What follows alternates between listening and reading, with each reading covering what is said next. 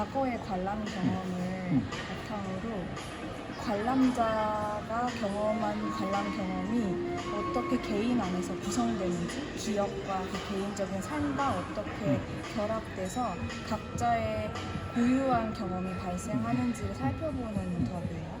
그리고 그걸 마치 저는 이렇게 별자리 짓기처럼 성자를 짓는 그런 구조로 얘기를 하는데요. 그러니까 말하는 머리들 전시 자체가 그 미술관 안팎에서 일어나는 비가시적인 행동들, 언어들, 그걸 다시 가시화하는 전시거든요. 그래서 원래 전시장에서 관람자는 말없이 보고 말없이 떠나잖아요. 근데 그거 다시 그 속에서 일어나는 것들 다시 살펴본다고 생각하시면 돼요. 그래서 저를 이렇게 한 분 한 분 모셔서 귀한 얘기를 얻는 시간인데, 그래서 우선은 오늘 인터뷰는 한 3부로 구성이 됩니다. 첫 번째는 기존에 보셨던 전시 관람 경험 중에 인상적이었던 것을 위주로 한번 살펴보고, 2부는 이제 이 전시장을 한번 둘러보신 다음에 3부에서 이 전시장에서 방금 본 전시 관람 경험에 대해서 나누실 거예요. 그래서 이 인터뷰에서 제가 선생님을 뭐라고 호칭을 하면 좋을까요? 닥터리. 닥터. 평소에 전시는 어떤 식으로 얼마만큼 봐오셨어요? 그 미술관을 찾아서 자주는 못 가고, 그러니까 평소라기보다는 나는 이제 전공이 고고학이니까 고고학 박물관 중심으로 많이 다니고, 미술관은 상대적으로 기회가 뭐 가끔 중학교 들어가서 경복궁 안에 예전에 그 경무대가 거기가 이제 미술관이 있어가지고 국전이라고 하는 게 있었고, 그래서 해마다 그 국전 전시를 보러 다니던, 그러니까 초등학교 때는 미술관이라고 하는 데는 가기는 힘들었고, 그때 이제 우리나라에 그 어머니가 이제 약사셨는데 그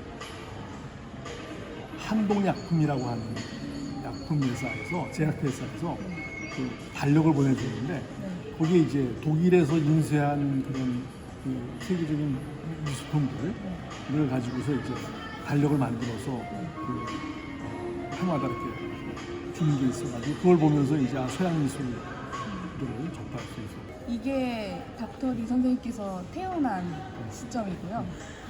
이게 현 시점이라고 했을 때, 그 중학교 때 국전을 보던 시점은 어느 정도였나요?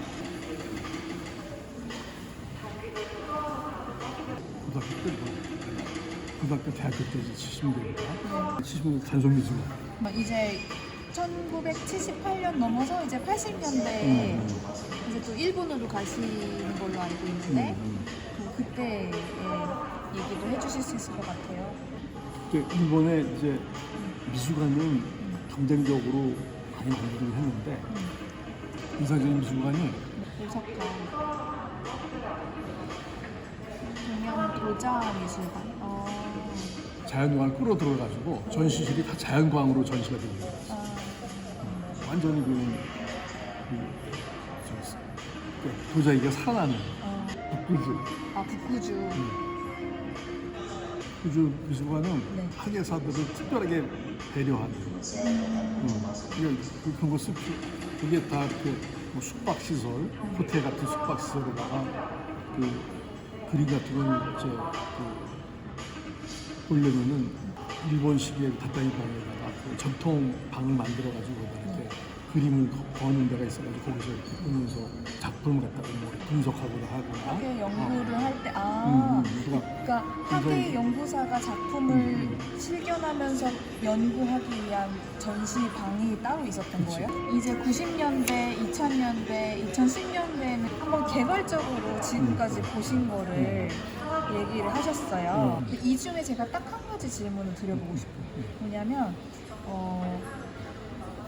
가장 미적 경험의 차원에서 가장 자기 자신에게 인상이 깊었던 관람 경험의 순간이 어떤 순간이었는지 여쭤보고 싶어요. 근데 이때 미적 경험이라고 하면 사실 굉장히 다양한 포괄적인 개념 같이 들리실 것 같은데 그때 제 기준을 좀 한번 제안을 드려보고 싶어요. 저의 경우에 미적 경험은 뭔가 형태나 평면의 그 조형적인 조화로움에서 주는 어떤 쾌감 이런 것보다도 미술관이라는 어떤 공적인 공간 안에서 나라는 자신이 갖고 있는 고유한 주관과 감각이 있을 텐데 그것을 벗어난 정말 또 다른 타자의 감각을 내가 새롭게 알게 되는 순간 그래서 제가 확장되는 느낌?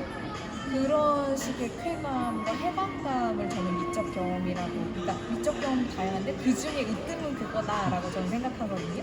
혹시 그런 지점에서 생각을 만약에 해주시면 그런 뭐 아니면 이 미적 경험에 대해서 반대하시고 그 선생님의 고유한 어떤 정말 정수의 미적 경험의 정수가 고유하게 또 갖고 계신 게 있다면 그 주관이 있으시다면 그런 기준에서 정말 최고의 경험을 한 관람 경험에 대해서 한 가지 뽑아서 소개해 주시면 좋을 것 같아요.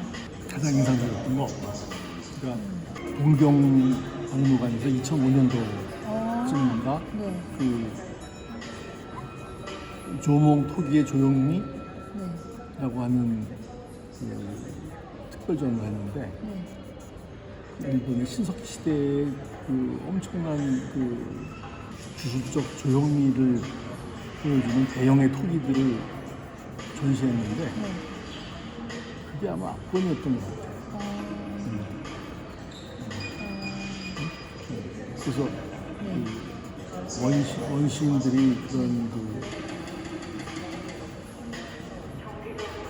저희 말해서 자기들의 관념을 토기를 통해서 미적으로 표현하려고 했던 그런 노력들이 너무나 인상적이었고. 그러면 그때 조몽시대 사람들의 어떤 노력과 관념, 그 다음에 그때 몸짓들, 조형적인 어떤 미감들, 그들의 감각이 선생님의 몸으로 좀 전달되는 느낌을 받으신 건가요? 그렇죠. 그러면 그때의 몸은 어떤 느낌이었어요? 토기지만은 조몽토기라고 하는 게 세계에서 가장 조형미가 뛰어난 선사시대 토기들이에요.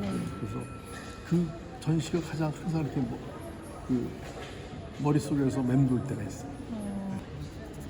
피부로. 그러니까 저는 네. 토기를 보면서 전율을 느껴요.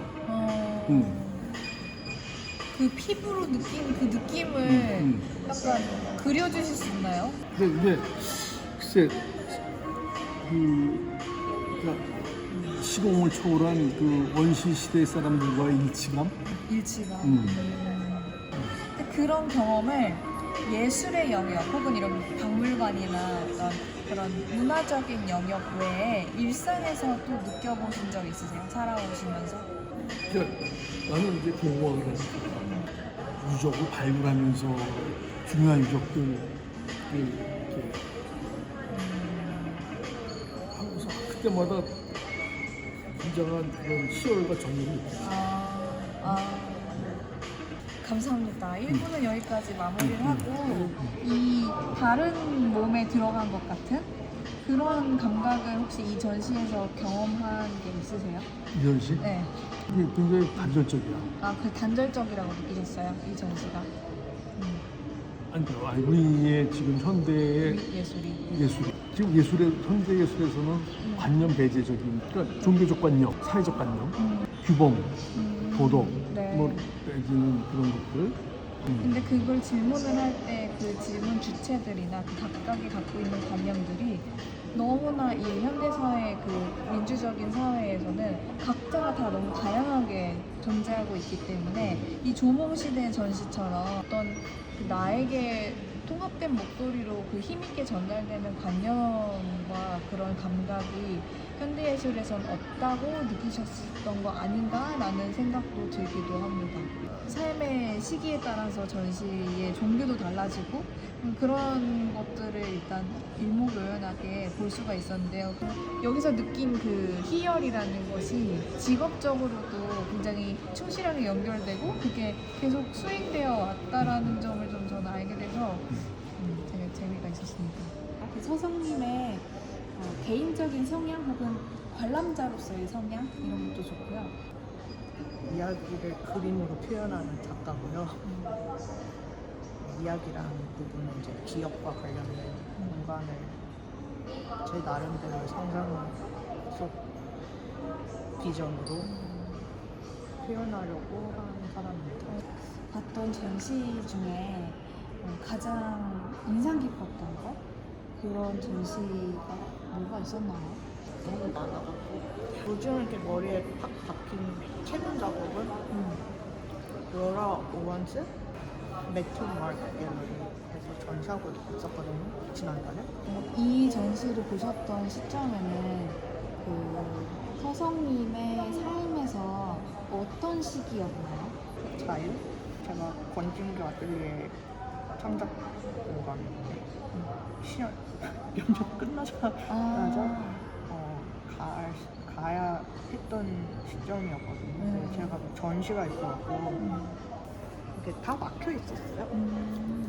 페인팅이 있었고 문이 열렸다 닫혔다는 면이 있어요. 일단 들어가면 사방이 다 페인팅으로 되어 있어요. sim라인이 없어요. 비밀의 정원에 들어온 느낌?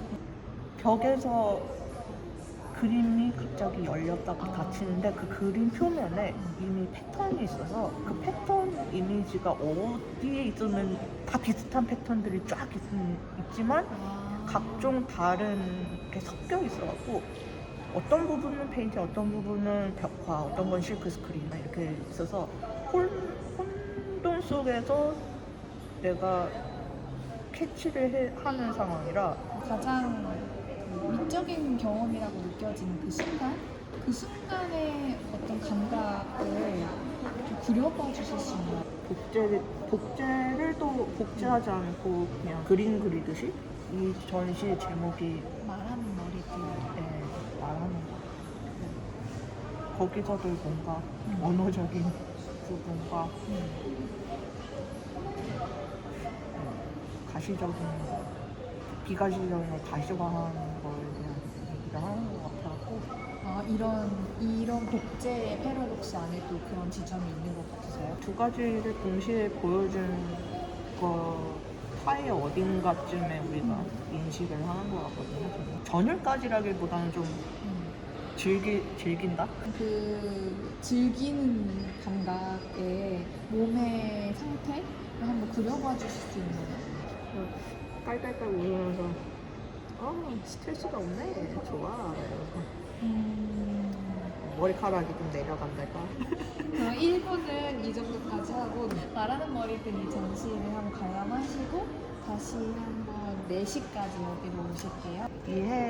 이혜민선님 작품에 그 석고 틀을 이렇게 글로 이렇게 나열 실 위에 이렇게 나열한 이렇게 순서대로 이렇게 여러 가지를 이렇게 표현을 하고 또 석고 그림을 보여줬는데 그 글에서 저 조소 작업에 그 틀 뜨는 제가 또 요즘 또 건진교 얘기 또 하지만 그분 작품 중에 그 건칠 기법이 그 석고 틀을 이용해서 만드는 그 전통 기법이 있어요. 근데 그걸 요즘 좀 열심히 보고 있었는데 그 작품 설명은 되게 감각적으로 자기 감정과 그 작업 과정을 이렇게 복합적으로 보여줘갖고 이렇게 해도 해석하는구나 이렇게 느꼈어요. 네, 3층 이 다른 쪽 벽면에 검정 네, 단 페르조프스키 작가님의 드로잉. 그거는 로라 오원스랑 조금 연결이 되는데요. 아 그래요? 왜냐면 그 sim라인이 안 보이고 그 벽 자체가 칠판이라고 생각 들지 않게 그냥 그 자체가 작품이라고 생각이 들어서 타이포라고 해야 되나? 근데 드로잉의 그 글씨 사이즈가 각기 달라서 시간의 흐름도 좀 보이고 언제 이걸 그렸는지에 대해서는 정확히 우리가 알 수는 없죠. 본인만 알겠죠. 그 만약 계획됐다면. 근데 그걸 읽을 수가 없는 포인트에서 노라 원스랑 좀 비슷한 점. 어떻게 보면 자기 관심사에서 다른 사람의 감각을 통해서 좀 이렇게 더 나아간 느낌을 받으셨을 것 같아요. 그럴 때 즐거움 혹은 미적 경험, 혹은 감정의 형태는 어떤 형태일까요? 어떤 느낌이 드셨어요? 칸에 따라 그냥 갑자기 오 신선한데 라는 머리가 이거 약간 머리가 위로 솟는 느낌인가요? 특이한데 그래 좋아 이러면서 신체적으로 내가 느낀 감각이 아닌 느낌을 느끼게 된 계기처럼 새로운 미적인 경험을 느껴본 적은 없으세요? 이불 작가님 작품을 중학교 때 앞태선제 아티스토크가 있었어요. 이해하기가 어렵다. 하지만 너무 어렵지만 이렇게도 표현을 하는구나. 그래서 그때는 이제 학교 내에서 어리기도 했고 그 입장에 대해서 100% 이해를 못 하다가 지금 우리나라 내에서 보여주는 그 패턴 안에서 작가님의 과거 작품을 보니까 그 당시에 그 상황에서의 사람들이 표현을 거부하는 이야기를 끄집어내서 하는 건 참 어려운 일이잖아요. 그거를 용기 내서 걔가 했다는 포인트에서 되게 요즘 다시 조금 관심을 좀 갖게 돼서 거기서 조금 소름을 좀 느꼈던 것 같긴 해요. 근데 막상 이제 한국에 이제 돌아왔을 때 이미 2022년도에 전시가 크게 있었더라고요. 그래서 그 뭐 실은 여기서 했던 것 같은데 도록을 통해서 다시 작품을 네, 읽고 있어요. 그래서 도록이 얼마나 중요한지 좀 느끼고 근데 사람들마다 표현하는 관점이 달라서 거기서 오는 이 사람에 대한 이야기가 재밌더라고요. 그래서 거기서 오는 전율이 있어요, 저는. 방금 되게 좀 중요한 얘기를 해주신 것 같은데 이 작가와 작품의 면모가 어떤 것인지를 다양한 사람들이 설명해내는 이런 긴 텍스트로서의 도록에 대한 중요성을 얘기해 주신 것 같이 저는 들었어요. 근데 이렇게 짧고 긴 말들이 그 작업 주변을 감싸고 있는데 그 맴돌고 있고 또 계속 온고잉으로 생성되기도 하고 다시 사라지기도 하고 그런데 그 관점에서 한번 비춰봤을 때 마지막 마무리 질문으로 이 전시에서 지금 돌아다니거나 적혀있거나 생성되고 있는 말들에 대해서는 어떤 인상을 좀 가지셨어요? 어떻게 느끼셨나요? 여기는 되게 실험적으로 관객이 어떤 반응을 할까에 대해서 초점을 조금 두고 있는 것 같고요.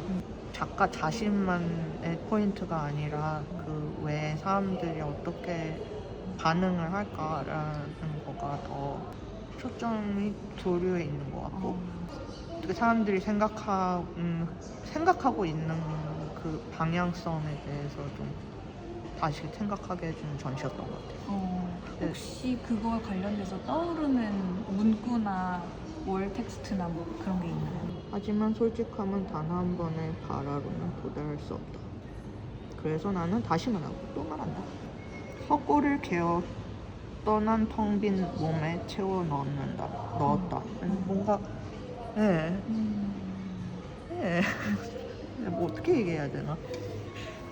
너무 재밌는 게 많아갖고 제가 한국어를 할 수 있다는 점이 행운인 것 같아요. 전시는. 서성님이라는 한 작가이자 관람자가 느끼는 그 경험에 대해서 그거를 진실이라고 말할 수 있다면 진실일 수 있고 아까 그 벽월 텍스트처럼 그거에 도달할 수 있으려면 사실 계속 말하고 또 말하고 또 말해야 되는 것 같아서 끝도 없이 더 질문하고 인터뷰를 더 늘리고 싶은데 우리에겐 시간에 제한이 있으니 참 아쉬울 수밖에 없습니다. 이 인터뷰의 소감과 함께 어딘가 이렇게 닉네임을 적어주시면 좋을 것 같아요. 전시를 통해서 네.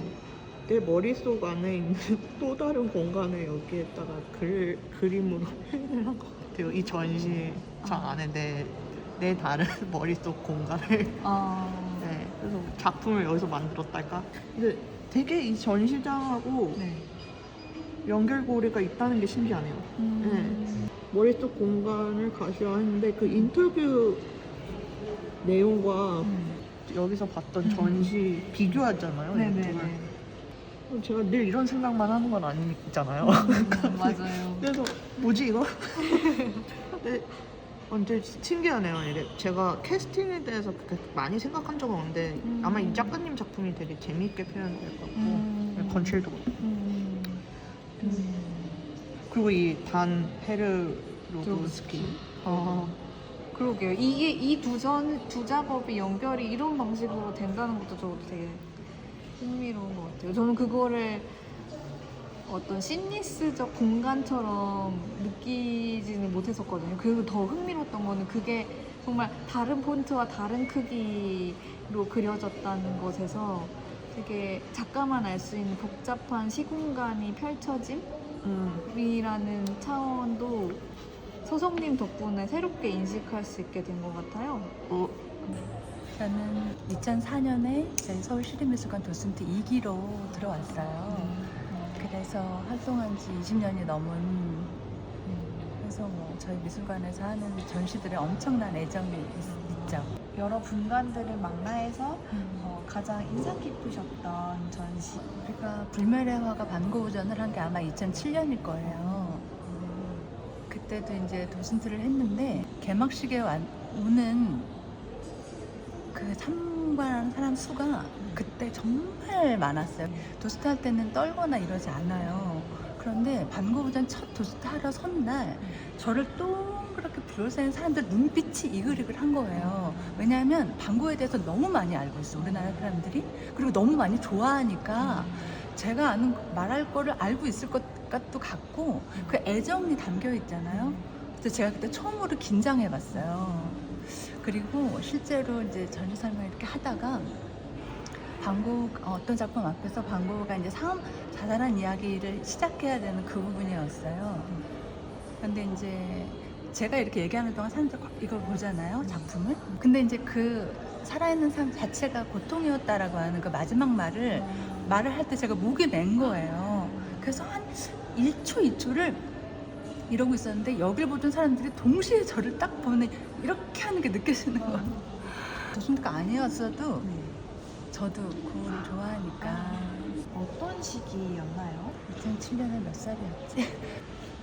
지금은 회사를 다니고 있지만 그때는 전업주부였고 전업주부이면서 이 도슨트, 지금도 나의 정체성은 도슨트지만 그때는 뭐 그거밖에 하는 일이 없었지만 그게 전부였어요, 저한테는 도슨트가. 공부도 원 없이 했고. 그런데 이제 가족 안에서 너무 힘들었기 때문에 어떤 날은 도슨트를 하면서도 이 나의 현실의 삶이 너무 어려운데 아무렇지도 않게 설명을 하려니까 현타가 오면서 공허하면서 뭐 이런 게 있었어요. 그 슬픔을 참고 아무렇지도 않게 말하고 이래야 하는 게 되게 고통스러울 때도 있었고. 그 가운데 이 반고우전을 도슨트를 담당하셨었거든요. 그렇죠. 어떤 미적인 즐거움들이 있으셨나요? 실제로 봤다는 거가 크고 무엇보다도 반고하면 그 두터운 맞대르니까 그걸 막 옆에서도 보고 막 이랬던 것 같아요. 표면을 얼마큼 올라왔나 막 이러면서. 고우니까 슬픔 같은 게 가슴이 많이 아팠죠. 항상 안타깝고 항상 답답하고 제가 더 그런 고통에 더 공감을 하나 봐요. 너무 그 작품에 대한 아름다움에 감동을 하는 거는 두 번째였던 것 같아요. 그 삶에 더 그랬던 것 같아요. 제가. 이렇게 슬픈 삶을 살았던 사람의 죽어갈 때 마지막 유언이었기 때문에 울컥도 했지만 제가 울컥할 때는 사실은 많아요. 전시 설명할 때. 청경자 작가도 저번 주 일요일까지 했지만 그 작가도 할 때 제가 또 울컥했거든요. 목이 멜 만큼. 왜냐하면 청경자 작가의 삶에 대해서 어느 만큼 아시는지 제가 잘 모르겠는데요. 청경자 작가의 작품이 여행 풍물화만 뺀다면 거의 자전적인 작품이라서 인간으로서 여성으로서 너무 고독하고 너무 불행하게 살았던 삶에 대해서 얘기를 안 하면 안 돼요. 제가 그 청경자전 공부할 때 책을 4권 정도 읽었거든요. 근데 그 중에 마지막 책이 청경자 작가의 며느리가 쓴 책이었어요. 그 며느리가 아기를 첫 손주를 낳고 나서 청경자 화백의 소회였어요. 뭐라 그랬냐면 위를 올려다보면 한이 없는 거지만 그래도 내 며느리는 아늑한 평범함 속에 있게 돼서 둘러싸여 있어서 다행이다 이렇게 얘기를 한 거예요. 그러니까 우리가 평범한 삶에 대해서 나는 특별하지 않아, 평범해, 아무것도 아닌 것처럼 이렇게 소중하지 않은 것처럼 말하지만 청경자 화백한테는 그런 평범함이 오히려 갖고 싶었던 것일 수도 있고 그걸 또 그 앞에 아늑한이라고 하는 형용사를 달았더라고요. 그러니까 며느리가 자기와 남편과 시할머니와 이렇게 둘러싸여 사랑받고 있는 손자를 낳은 게 너무 다행스러우면서도 같은 인간으로서 여성으로서 부러워했기 때문에 이렇게 한 줄 쓰지 않았을까. 그래서 그 이야기를 하면서 또 울컥했죠. 자주 그럽니다. 공감이 많이 공감을 돼요. 하면서 울컥하게 되시는 거예요. 네, 왜냐하면 제가 2004년에 왔을 때는 그때가 30대 중반이었어요. 근데 지금 50대 중후반에 가는데 처음에 2년 정도 청경자전을 설명을 하고 그동안 너무 이제 질린 거예요. 2년을 하니까 쭉 안 하다가 지금 아주 오랜만에 다시 공부를 했거든요. 근데 제가 그동안 아이 다 키웠고 저도 이제 노년으로 가는 시기가 됐잖아요. 청경자 작가의 그때로, 그러니까 그때 공부했을 때는 울컥하지도 않았고 그 작가의 삶에 그렇게 깊이 제가 못 빠져들었어요. 30대면 너무 젊을 때죠. 그때랑 내가 지금 저도 막 이렇게 신상이 있었던 그 삶을 살고 지금 겨우 안정하고 있는 이 시점에 다시 공부를 했을 때는 느껴지는 바가 상당히 많이 달랐기 때문에 그것을 느끼실 때 몸의 감각을 혹은 그때 내 몸의 어떤 느낌을 한번 드로잉을 해주실 수 있으실까요? 코가 있고 입이 있고 이 부분이죠. 목이 메어가지고 네. 확 목이 메이는 거죠. 눈물이 흐렸을 수도 있었겠죠. 도슨트를 하시면서 소통이 되었다고 인지하셨을 때 느끼셨던 쾌감의 감각은 네. 어떤 몸의 감각인지도 드로잉 해주실 수 있을까요? 그것은 파란색으로 해야 되나? 펑 터져서 이렇게 샴페인이 펑 터져서 시원하게 아니면 푸른 바다에서 바다에 푸른 아주 시원한 다 시원한 느낌이에요. 시원한 네. 왜냐하면 공부하다 보면 정말 이해가 안 돼서 설명을 할 수 없는 거는 빼거든요. 네. 근데 공부하다 보니까 알아서 정말 재밌다. 그래서 이걸 설명했을 때 그 사람들도 어려웠는데 설명 들으니까 알았다. 이러면 정말 저는 공감과 함께 통쾌함이 느껴져요. 저는 이렇게 항상 몸의 감각, 그러니까 미적 경험의 몸의 감각을 항상 여쭤보게 되는데요. 어쨌든 전시장과 일상을 그 궤적을 오가면서 지속적으로 그 감각들을 해석해내고 정립하는 것은 우리 개인의 몸이거든요. 각자 고유한 몸. 그래서 그 안에 사실은 또 하나의 미술관이 있다고도 생각을 해요. 그러니까 그 삶과 연계해서 각자의 작품이 계속 재구성된다고도 생각을 해요. 그렇기 때문에 그 몸에서 어떻게 느껴지고 그 감각으로 어떻게 살아가는지가 저는 항상 궁금한 것 같아요. 내 몸 안에도 미술관이 있다고 생각합니다. 네. 주연님께서는 어떤 감각으로 이 것들을 연결하고 계시는지 여쭤보고 싶었어요. 아주 많아요. 그리고 그런 것들을 다시 한번 몸 밖으로 풀어내서 우리가 미술관에서 전시를 보고 어떤 것을 느끼고 또 그걸 바탕으로 또 살아가는지 또 어떤 생각을 하고 어떤 말들이 있는지를 그냥 이렇게 낱낱이 한번 이렇게 다시 수면 위로 올려본 전시가 저는 이 전시라고 생각하는데요. 시간이 정말 빨리 가죠. 네, 저 작품 다 못 봤네.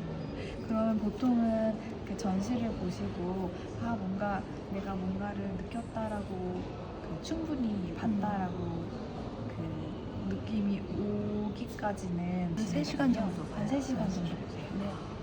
그러면 이 전시에 대한 얘기를 하시는 것보다 어떤 전시를 보면서 더 깊게 알아가는 단계에 대한 얘기를 나누는 게 더 좋지 않을까 싶어요. 아까 얘기했듯이 많은 거를 풀고 다 드러내지 않는 작품들을 이해하기 위해서 각자의 시간과 노력을 쏟는 방식들이 있을 것 같은데요. 최근에 그 국립현대에서 하는 룸뮤직 네. 뮤익전을 봤는데 이 마지막 이 하이라이트가 되게 좋았어요. 그 작업의 과정을 앳워크 그걸 보는 게 너무 좋더라고요. 그리고 너무 숭고했고 그 사람 작업하는 거 너무 숭고하더라고요. 마치 조물주가 인간을 창조하듯이 매만져가면서 찰흙을 막 뭉개가면서 되게 이렇게 감동이었어요. 그 영상 마지막 하이라이트가 아주 감동. 되게 좋았어요 결국은. 근데 제가 뭐 도달하지는 못했은 것 같아요. 아, 그러세요?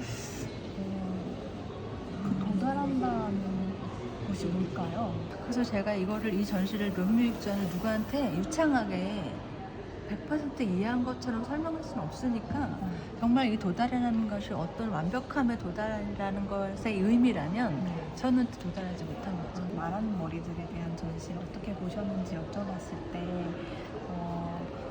이렇게 선뜻 말씀을 하시기가 어려웠던 것도 그런 지점에서 도달하지 못했기 때문인 걸까요?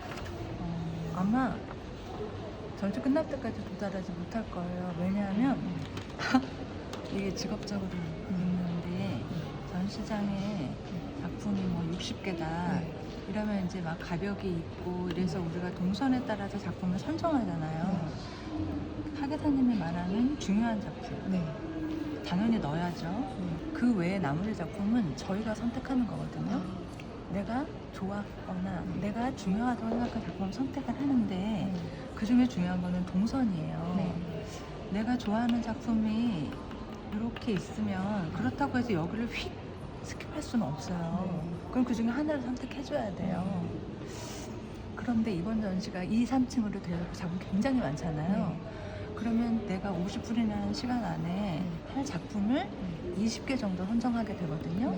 그러면 그 설명을 유창하게 잘 하려면 나머지 작품의 공부를 막대 그래프로 표현을 한다면 내가 선택한 20개의 작품은 공부 엄청 열심히 하는데 나머지 작품은 깊이 공부를 못해요.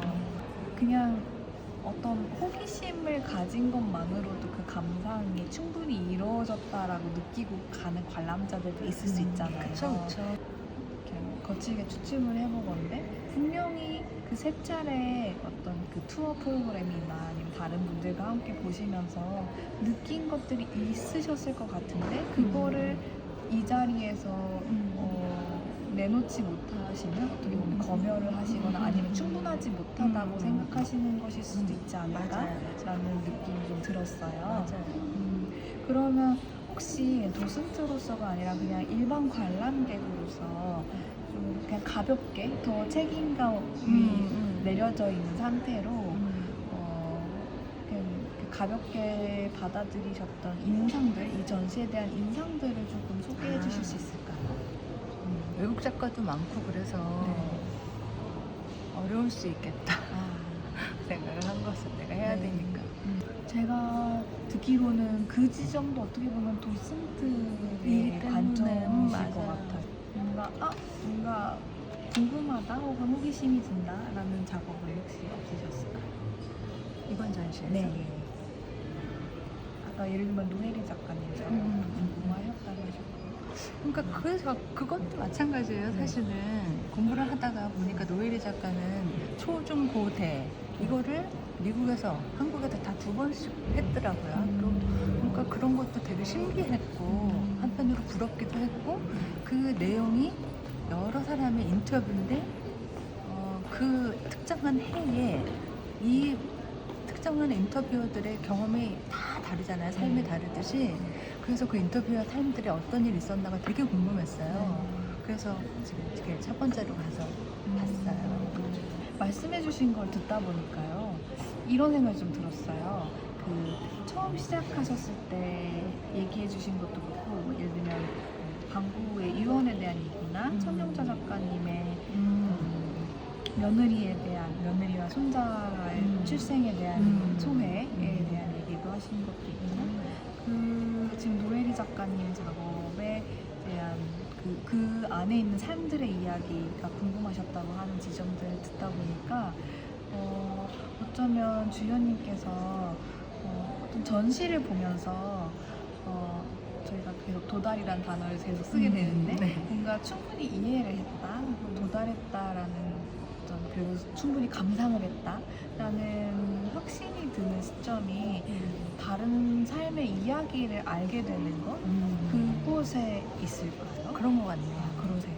작품을 통해서 그러면 다른 삶을 알아가는 곳에 어쩌면 주연님의 미술 작품 감상의 핵심이 있다고 정말 생각하세요? 중요해요. 네, 왜냐하면 그 작품을 이해하기 위해서는 그 작가의 삶을 이해해야 되니까 그 삶 속에서 이 작품을 하게 된 의도와 그런 게 나오잖아요. 정말 그런 것 같아요. 누군가의 삶을 이해하는 게 이 작품을 감상하는데 저한테는 가장 중요한 타인의 삶을 이해하는 게 주연님께는 왜 그렇게 깊은 울림을 주고 중요한 일일까요? 네. 제가 굉장히 공감을 잘하는 스타일의 사람이라서 그런가 봐요. 예전에 30대 초반에 처음 그 뉴스에서 웅담을 채취하기 위해서 살아있는 곰을 철창에 가두고 그 간에 튜브를 꽂아서 웅담을 24시간 채취하는 걸 뉴스에서 봤거든요. 저는 이 곰에 이입을 해가지고 너무 슬퍼했었던 기억이 나요. 근데 어느 사회학자가 그런 말을 했대요. 제가 이 말 너무 좋아하는데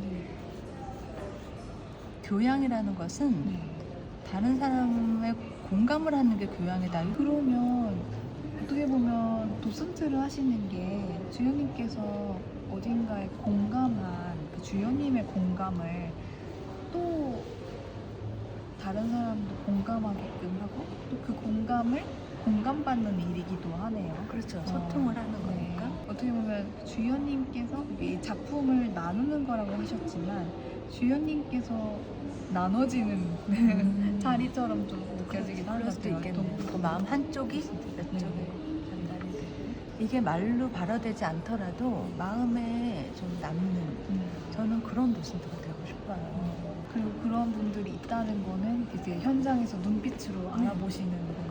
그때 되게 이 뿌듯함과 쾌감이 그냥 진짜 뭔가 말씀하신 것처럼 지식을 잘 전달해서 내가 뭔가를 이 전달을 잘했다라기보다 정말 자기 자신이 나눠지는 기분이실 것 같아요. 그런 생각을 안 했지만 네. 너무 동의합니다. 네. 아까 너무 감동이었어요. 닉네임입니다, 해봐요. 그 서울시내에 있는 전시를 좀 보러 다녀요. 시립미술관을 자주 오고 주로 이제 현대미술관. 근데 이제 미술관 가면은 일단 그 분위기, 조용한 분위기, 그 다음에 조금 사람이 좀 생각할, 사고할 수 있는 느낌 이런 게 좋아서 자주 오는 편인데 특히 일요일 아침을 좀 선호하는 편이에요. 왜냐면 사람도 없고 미술관에 이렇게 딱 아침을 읽고 적막한 데 들어가서 뭐 깨는 기분? 그리고 미술 중에 되도록이면 좀 쉬운 미술? 충만한 미적 경험을 한 것 같다라는 그런 경험이 있으실까요? 그 오랑주리 미술관 모네 그림이 네네네. 딱 비어오려 가지고 타원형으로 된 게 있어요. 네. 2012, 13? 빠삐용님의 인생에서 어떤 시점이었나요? 약간은 뭐 전환기라고 보기엔 그렇고 한번 이렇게 정리해서 넘어가는 시기? 왜냐면 회사에서 이제 파견이라는 형식으로 2년 동안 나가 있었는데 그 전에서 사실 어머님이 돌아가시면서 약간 우울해 있다가 뭐랄까 분위기 전환을 위해서 이제 같은 데 있으니까 보통 어떤 동선으로 보셨는지를 한번 소개해 주시면. 미술관이 상당히 좀 특이했는데 이게 뭐 원형으로 돼 있어가지고 네.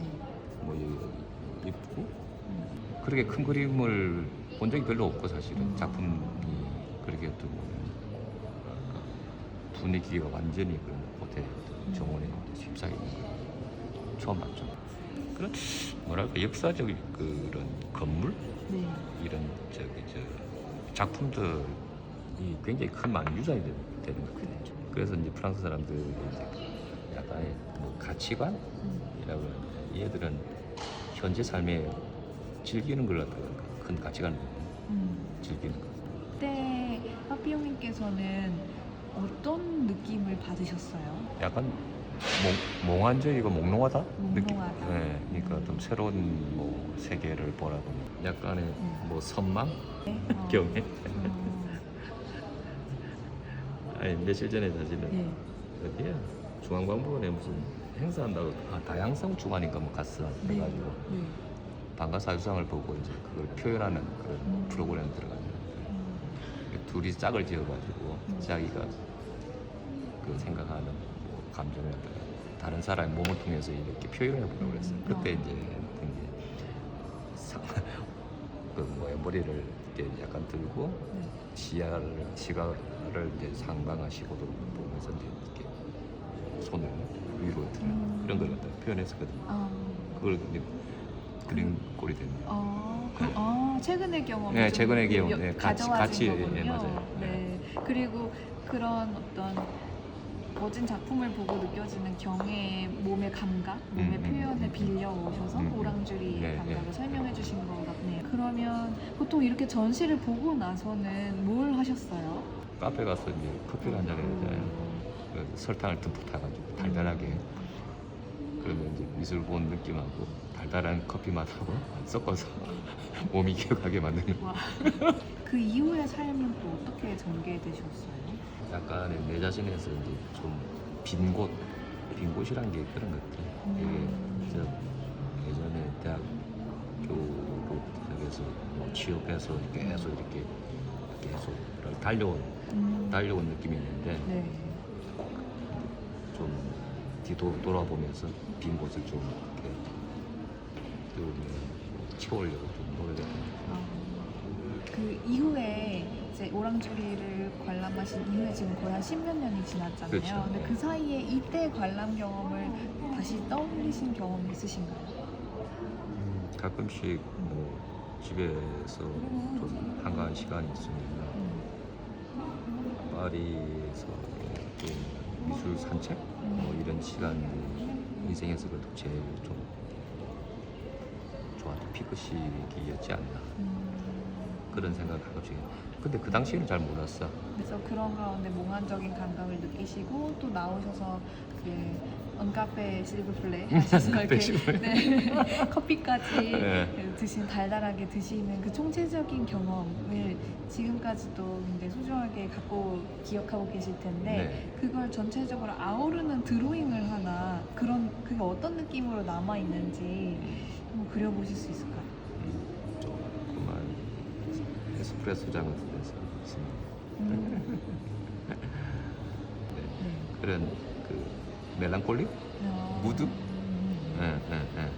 그런 거가 또 파리에는 커피랑 같이 이렇게 녹아 있는 느낌. 커피 자체에 무드. 좋은 말이다. 그런 기억이 나요.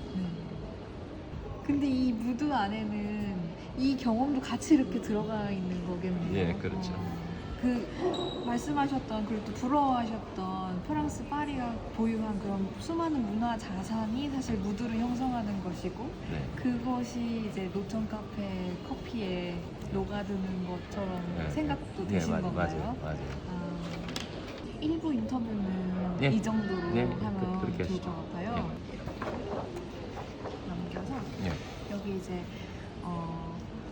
관람한 동선을 소개해 주시면서 어떤 생각을 하시면서 보셨는지 설명을 부탁드립니다.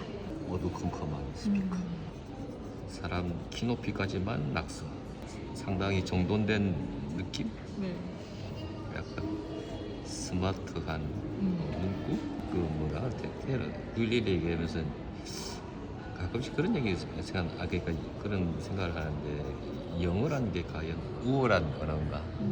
혹시 그런 생각을 하신 게 이거와도 좀 관련이 있나요? 네, 왜냐면 주로 한국 사람들이 낙서를 했으니까 근데 위에 한국어가 밑에 적혔을 밑에 거 적혀 아니에요? 있는데 이제 위에는 보니까 영어도 좀 적혀 있고 아. 저도 사실은 영어 때문에 고생한 사람 중에 한 사람이라서 파리에서 이제 국제기구가 IEA 에너지 기구에 이게 아.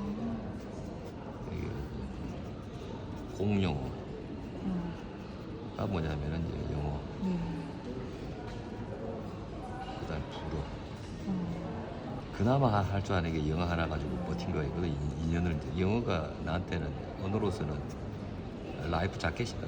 아. 내 생명 자켓이다. 제가 불어를 못합니다 하는 말만 불어를 할 줄 알아요. 전에 빨라빠 푸엉생각.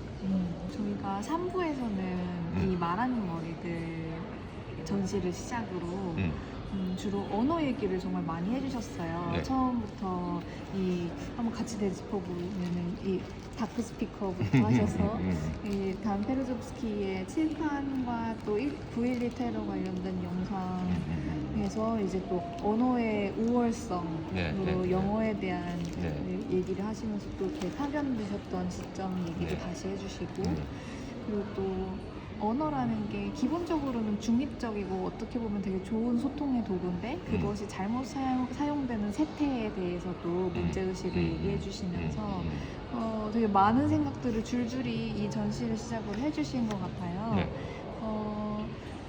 그게 사실 어떻게 보면은 이 전시를 관람하신 시간은 30분이었지만 지금 전시 관람이 계속 이어지고 있다는 느낌도 저는 받거든요. 네. 저와 대화를 나눈 것까지 포함해서 이 1년의 관람 경험을 어떤 식으로 정의를 해보실 수가 있을까요? 어떠한 전시는 어떤 뭐 거를 지향하고 있고 이거는 어떻게 연결되어 있고 약간의 뭐 간단한 뭐랄까 맵 정도. 예. 그 정도만 보여줘도 이런 게 훨씬 더 이해도가 높아질 거예요. 이게 사실은 약간 미안한 얘기지만 산만 왜냐면 분산 스캐터드 분산되어 있는 느낌이 있어서 네. 그런 거를 조금 왜냐면 이게 그 관람객의 입장에서 너무 뭐랄까 이게 딱 통일돼서 이게 딱 머릿속에 안 들어오는 느낌이 있어요. 떨어져서 하나하나 감상을 해야 돼요. 또 감상할 때마다 그 작품에서 느끼는 게 다 다르단 말이에요, 사실. 그래서 그 흩어짐이 그거 알 수 없겠다는 어떤 뭔가 모르겠다라는 느낌이 좀 의미 있게 느껴지는 순간은 없을까요? 사실은 모든 어떻게 보면은 그 지식의 출발점이 질문부터 시작하는 거잖아요. 왜 그럴까? 의문을 생기게 되고 그걸 질문하게 되면서 그 어떤 그 갭을 갖다가 채워 나가는 과정이잖아요. 그 어떻게 보면 갭을 채워 나가는 과정이 이게 또 이제 현대 미술을 이제 뭐 이해하는 하나의 수단이 될 수도 있겠죠. 네. 이렇게 하는 채워 나가고 이런 식으로 거죠. 근데 또 이제 현대 미술 아티스트들은 그보다 더 앞서 나가지고 숙제를 계속 던질 거야. 문장, 고급스러운 문화 스타일.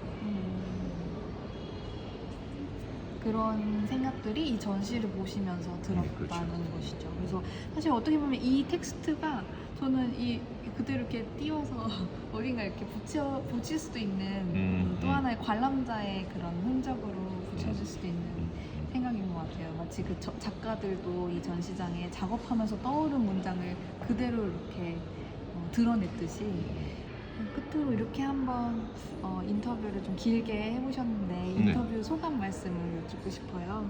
즐겁게 아주 옛날에 즐거웠던 파리 생활부터 시작해서 미술, 그 다음에 문화체험 얘기도 좀 했고, 그 다음에 오늘의 뭐 주제였던 뭐 언어, 말하기 뭐 이런 부분에 대해서도 평소에 갖고 있던 생각을 좀 말할 수 있는 기회가 있어서 굉장히 좀 뭐랄까 의미가 있었고 예, 가치가 있는, 항상 뭐 하루를 정리하면서 그런 생각이 들어요. 오늘 하루의 시간을 가치롭게 보냈는지 됐어요. 이렇게 한번 되짚어 보는데 오늘은 정말 뭐랄까 금같이 귀한 시간이었다. 감사합니다. 사실 이런 얘기를 할 수 있는 기회가 거의 없고, 침묵은 오늘 금이 아닌 재밌는 시간이었습니다. 네, 예. 아유 감사합니다. 저는 이름을 여름으로 선정하겠습니다. 아, 사실 미술관에서 일하고 있고요. 아, 교육 담당을 하고 있고, 아무래도 일을 하다 보니 리플렛을 일단 빨리 기획 의도나 기획 글을 먼저 읽고 전시를 좀 보게 되고, 어쩌면 신체적인 경험으로까지 전이 된 느낌? 네, 미적 경험, 미적 관람의 경험이 있으신지? 제가 아트선지센터에서 되게 오래전에 대만 작가 준양 오버뷰 퍼스펙티브라는 전시가 뭔가 제 신체가 기억하기에 그 전시 뭔가 되게 좋았어, 약간 이런 기억이 있는데, 2018년 이 전시를 보던 당시는 여름님의 삶에서 어떤 시기였나요? 제가 본격적으로 미술관에서 일을 배우기 시작했던 시기거든요. 전시와 교육의 코디네이터로 소속이 되면서 조금 큰 미술관에서 여러 동료들과 선생님들과 일을 하게 된 첫 해였어요. 근데 관심사도 조금 같은 미술관에서 일하는데 즐겁게 지내는데 관심사도 조금씩 다르고, 이 전까지 제가 보거나 경험했던 전시와는 다른 것들을 보시는 거예요. 그때 되게 불안감 플러스 약간 궁금증이 생겼던 것 같아요. 그래서 그때부터 다른 선생님들이 보는 전시들을 엄청 따라다니면서 보기도 하고, 주말에는 무조건 이제 열리고 있는 전시에 다 간다, 그런 마음으로 전시를 미친 듯이 보던 시기였던 것 같아요. 그 경험이 너무 좋았어서 그냥 지금까지 준영 작업도 어디서 못 보나? 그런 생각을 하게 되는 것 같아요. 그때 관람 동선을 한번 다시 되짚어 주실 수 있을까요? 그러니까 약간 이 공간에 들어왔을 때 약간 전환이었던 것 같아요. 여기가 공간이 뭔가 영상이랑 그 조각 작업에 좀 집중할 수 있게 해놨는데, 내 사각 거울들이 좀 있었. 그 공간에 들어갔을 때 이 세계에 왔다는 주는 느낌을 받을 때가 있잖아요. 근데 그거는 사람도 없어야 되고 공간도 그런 디자인이 잘 돼 있어야 되고 뭐 좀 그런 게 여러 가지 작용해야 저는 가능한 일이라 생각하는데, 이때 되게 이 세계에 들어왔다는 느낌을, 그러니까 거기 공간에 저랑 제 친구만 있는 것 같다는 생각이 들었어요. 맞아요. 흰 자리에 올려져 있었어요. 그래서 약간 공간이, 그 공간에서 뭔가 이게 뭔가 어떤 세계의 축소 같은 느낌이 좀 들었어요. 아마 제 기억 속에는 영상에 좀 관련이 있었던 것 같아요. 제가 뭔가 완전 다큐멘터리 같은 형식의 영상보다는 뭔가 이렇게 주인공을 설정해서 영화처럼 찍어둔 작업을 좋아하는 것 같은데, 그런 영상이었던 것 같아요. 그 히로시마의 어떤 그런 역사적 배경 때문에 뭔가 죄책감이나 주인공들이 거기에 대해서 얘기를 나누는 영상이었던 것 같아요. 제가 그 당시에 느꼈던 거는 이게 뭔가 다 연결돼 있네 라는 감각으로 인지했던 것 같아요. 이 거울도 계단도 이런 것들도 네. 이 공간의 분위기에 흡수된 상태에서 영상을 먼저 봤던 것 같아요. 이 전시 관람 경험 중에서 가장 인상적이었던 순간은 어떤 순간이었어요? 저는 그냥 앉아서 영상을 보고 얘를 만났을 때, 저는 그런 걸 좋아하는 것 같아요. 저는 어릴 때부터 약간 뭔가 소설이라던가 영화라던가 뭔가 몰입을 엄청 하는 편? 특히 소설 같은 걸 엄청 좋아해서 약간 중학교 때 맨날 공부는 안 하고 소설책만 몰래 읽고 이런 애였는데, 그게 생각해보니까 다른 세계로 가고 싶은 사람인 것 같거든요. 이 안에서 세계의 삶을 더 상상하거든요. 그래서 제가 느끼기에는 그 당시에 이 영상을 보고 내가 이 공간을 다시 둘러보고 이런 애들을 봤을 때 뭔가 미니어처 같잖아요. 네. 근데 실제로도 그런 걸 축소해 놓은 거기도 했고 그래서 뭔가 이 영상을 보고 그 여운을 이런 애들로 제가 감각하려고 제 맘대로 그렇게 얘네를 경험했던 것 같아요.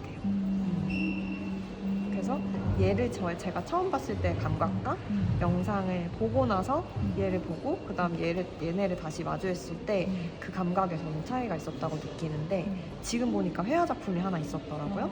근데 그 회화 작품도 보면 되게 현실 같지 않은 뭔가 아치문이라던가 뭔가 공간이 이렇게 막 나 있는 그런 회화였는데 아침. 네, 아치문이 이렇게 있고 뭐 그림자가 있고 검은색, 회색, 흰색으로만 이루어진 뭐 이런 근데 이런 게 저희가 지금 살고 있는 현실 공간 같지가 않잖아요. 그래서 뭔가 이런 그림까지 곁들여서 이걸 보고 제 맘대로 이 뒤를 더 상상하거나 여기에 나오지 않은 내용을 더 곱씹는? 그래서 공간이 되게 널찍한 게 되게 좋았어요. 그런 감각의 몸 감각의 이미지를 드로잉 해주실 수 있으실까요? 블루가 주는 그 우울한 느낌이 있잖아요. 네. 약간 저희가 흔하게 생각하는 그 우울하진 않은데 그 차분함과 고요함이 되게 강했던 것 같아요. 저랑 친구랑 그 분위기에 되게 접어드는. 근데 그 느낌을 다시 느끼고 싶을 정도로 그 순간이 좀 좋았던 것 같아요. 다시 경험하고 싶은 시간이. 리킷도 이런 비슷한 느낌으로 좋았거든요. 근데 리킷은 지금 제가 준양을 이런 색깔로 하고 있다면 리킷은 이 주변이 약간 이런 컬러로 물드는 느낌이었던 것 같아요. 근데 몸이 기억하는 느낌은 리킷과 준양이 크게 다르지 않은? 그러니까 뭔가 조금 제가 서정적이면서 그러니까 막 일이랑 이런 거 다 떠나서 그냥 너 어떤 작업 좋아해? 라고 하면 저한테 서정적인 느낌을 남기는 작업을 좋아하는 하나 보다. 약간 침습된다고 해야 되나? 근데 그게 되게 기분 나쁜 침습이라기보다는 그 뭔가 물이나 바다나 뭔가 기분 좋은 약간 고요한 호수에 제가 이렇게 싹 들어가 있는 느낌이라고 해야 되나? 그런 감각이라는 게 몸 안에만 갇혀있는 감각이 아니라 되게 세계와 딱 연결되어 있어서 되게 크게 확장된 느낌이라는 인상을 좀 받았습니다. 완전 맞는 것 같아요. 그래요? 제가 별로 그러니까 작품 개별 하나하나가 좋다 안 좋다를 떠나서 그 경험이 좋다 안 좋다를 생각했을 때는 그 작품이랑 저랑 완전 떨어져 있는 감각보다는 근데 이게 진짜 이건 DP나 공간의 힘인 것 같긴 한데 내가 그 공간에 뭔가 완벽하게 스며 있다는 느낌이 들 때가 훨씬 전시 보고 좋았어 라고 얘기하게 되는 것 같거든요. 그 이후에는 삶이 어떤 식으로 전개가 되셨어요? 그 뒤에도 비슷한 삶이 계속됐는데 이때가 제가 제일 행복했던 시기여서 그런 것 같아요. 제가 뭔가 동시대 미술계 안에서 활동하면서 이때가 제일 행복했던 시기고 근데 이게 점점 일을 하면서 진짜 그 트루먼 쇼 속에 살고 있거든요, 지금까지. 그렇게 지금까지 살아오시면서 이 준양 작가님의 전시 관람 경험을 다시 떠올리게 된 순간들이 종종 있으셨을 것 같아요. 마음이 되게 복잡하고 심란하고 내가 미술계 일을 왜 시작했지? 라는 생각을 할 때 그냥 순수하게 내가 감상자로서 좋았던 순간들을 떠올리는 여러 경험 중에 얘가 있었어요. 그런 감각을 이 준양 작가님의 작품 말고 여름님의 일상에서 느껴보신 적이 있으신가요? 도서관에 조금 되게 쾌적한 요즘 되게 좋은 도서관들 많잖아요. 그런 도서관에 여유로운 시기에 가 있을 때 아니면 저는 일본 영화를 좋아하거든요. 영화는 어차피 제 일과 관계는 크게 없으니까 제 맘대로 해석해도 되잖아요. 그런 걸 볼 때 이런 해방감을 좀 느끼는 것 같아요. 1부 인터뷰는 이 정도로 진행을 하겠습니다. 두세 작품 덜 본 것 같긴 하거든요. 네. 근데 중간중간 그 텍스트들의 존재들이 되게 좋은 의미로 거슬리는 거예요. 그 작가의 말이라는 것이 현장에 있다는 게. 근데 다 달라요. 다 보고 싶은데 시간이 없고. 근데 가져갈 수 있는 줄 알았으면 가져왔을 텐데 지금 그렇게 생각이 드는데 그 작가의 말을 꺼내볼 수 있는 그 행위가 좋았어요. 왜냐면 사실 작업 보고 작업 설명을 저는 읽지만 안 보는 사람들은 좀 단시간에 파악하기는 어렵잖아요, 의도를. 그리고 플러스 작업 설명이 있어도 몇 줄이기 때문에 그것도 큐레이터가 쓴 글이니까 사실은 작가 입에서 나온 말을 들어야지 저는 더 맥락이 잘 이해가 된다고 생각하는데 그 말들이 심지어 좀 다른 말들이 정리가 돼서 여기 놓여져 있었다는 게 작가의 말을 뭔가 내가 채집하는 행위를 넘어서서 작가랑 좀 연결된다는 느낌이 이 상자들을 통해서 좀 받았어요. 작가가 살아가는 태도나 작가가 작업을 하는 태도로 관람객을 만나게 하고 싶은 거지 비단 한 작품에 국한돼서 관람객을 만나게 하는 게 장기적으로 의미가 있나? 라는 그 질문을 계속 하게 돼서 그래서 저는 이걸 교육에서 조금 더 풀어야 된다고 생각하는데 이거는 뭐 되게 짧은 순간이지만 어쨌든 여기서 이 상자에서 만날 수 있으니까 그 점이 조금 좋았다. 저는 어떤 사람들이 뭔가 진심으로 그걸 보거나 한다고 생각할 때 좀 울컥하거든요. 그 미술관이라는 공간에서 사람들이 진짜로 좋아할 때 아니면 스며들 때 근데 여기 사람이 이분이 엄청 열심히 하시는 거예요. 다들 이렇게 해가지고 쭈그려가지고 뭘 쓰시는 거예요. 그래서 이 장면이 또 저는 너무 좋아가지고 근데 결국엔 사실 제가 평소에 감상하는 구경하는 장면들이 이 전시랑은 잘 맞는 것 같아요. 이걸 하는 사람들을 보게 되거든요. 이보배 선생님의 무슨 기획 글에 있었는 이 작업을 보여주는 게 제일 중요한 게 아니다. 이런 말을 했다고 적혀 있었는데 되게 하기 어려운 말을 하셨구나 라는 생각을 하면서도 근데 들어와서 보면 그게 이해가 되는 거죠. 뭔가 이런 사람들이 움직이는 걸 보는 전시여서 그래서 제가 이렇게 제 맘대로 울컥하고 사람 구경하는 게 양심에 찔리지 않는 시간이었습니다. 그리고 저기 설명을 딱 읽고 이건 정말 설명이 있었어야 됐구나 생각했던 게 이게 뭐 30 몇 년 만에 수장고에 있다가 밖으로 나온 애라고 해서 헉 하면서 다시 가서 그럼 좀 더 자세히 봐줘야겠어 이 앞에 섰어요. 근데 이 앞에서 이걸 봤을 때는 그냥 하고 갔는데 이걸 알고 보니까 갑자기 마음이 아파지면서 비선이 있잖아요. 제가 그 생각을 진짜 많이 하거든요. 소장되는 게 과연 좋은 일인가? 들어가면 나오기가 쉽지는 않잖아요. 근데 이거를 갑자기 그거를 들으니까 갑자기 자기한테 의미부여해가지고 이게 그냥 벽에 걸어놓는 게 아니라 사실 벽에 자리 많잖아요. 근데 여기 놔둔 게 뭔가 이 앞뒤 공간을 뒷면을 보여주고 있는데 뒷면에 뭔가 특별한 게 있다고 생각하지 않았어요. 근데 이게 뭔가 여기가 과거 같기도 하고 여기가 미래 같기도 하고 시간을 통과하는 느낌이 들기도 하고 이거는 작품 관람선인데 이 밖으로 작업이 못 나오는 것 같다는 생각이 갑자기 드는 거예요. 여기 안에 갇혀있는 애가 그러면서 그 스즈메의 문단속 아세요? 그것처럼 뭔가 통하는 문인 거야? 막 이러면서 그렇게 이렇게 설치하신 건가? 보배쌤 천재신가? 막 이러면서 상상의 나래를 마음껏 펼치다가 아 이거 과대망상이다. 그래서 이러고 이제 다시 갔어요. 공간 디자인을 생각일 것이다 하고 갔습니다. 그래서 저게 조금 되게 오히려 저는 사실 저게 전시 전체 맥락을 대변하는 작품 하나를 꼽으라면 저건 아니라고 생각하거든요.